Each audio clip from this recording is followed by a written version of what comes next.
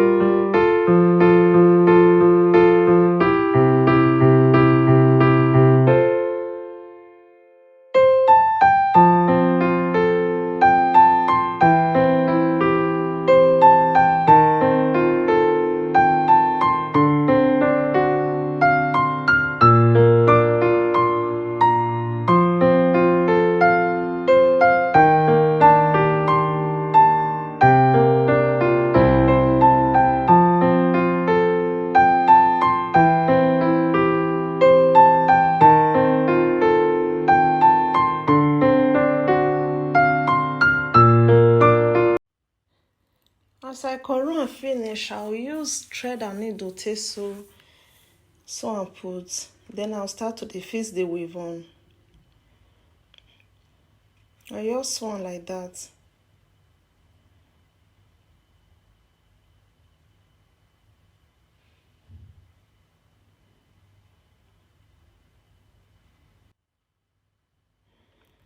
So now this weave on now I want fix, now one pack. So I just manage the hair because one pack of the hair not the too dey full. I just see as I fit manage and fix am.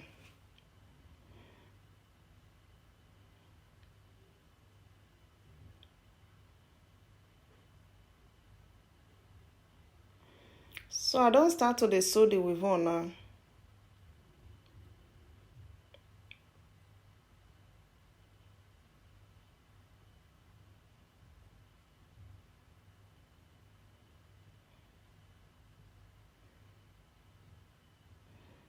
And so I just take continue the hair.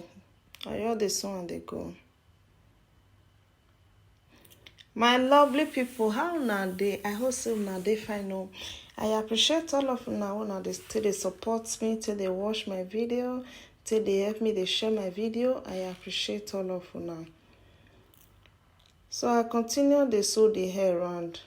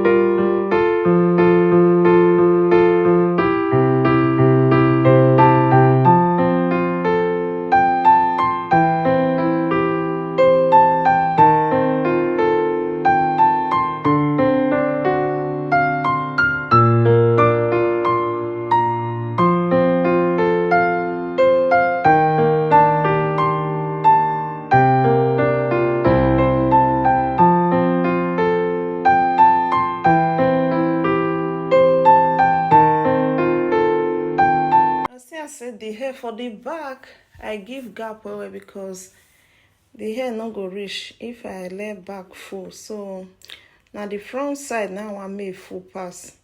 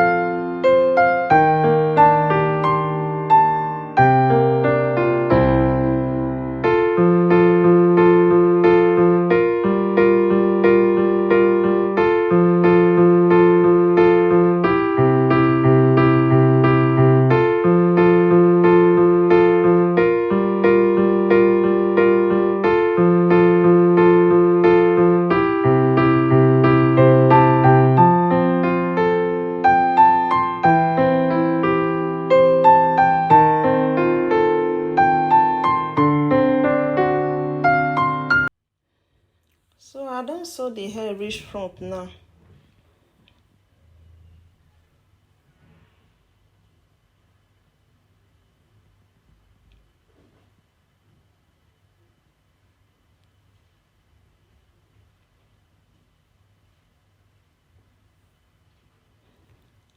So as I sew and reach front, I'll close the part.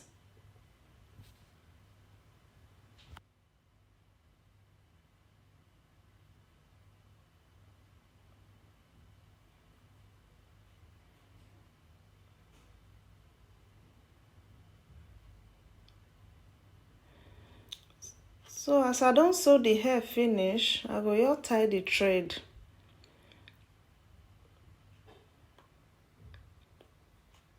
So I'll cut the remaining thread. Now the final look, now it be this. I also now like the hair. Thank you for all the support, my lovely people. I go see you now for my next video. I bet before you go, if you never subscribe, may you subscribe. Bye.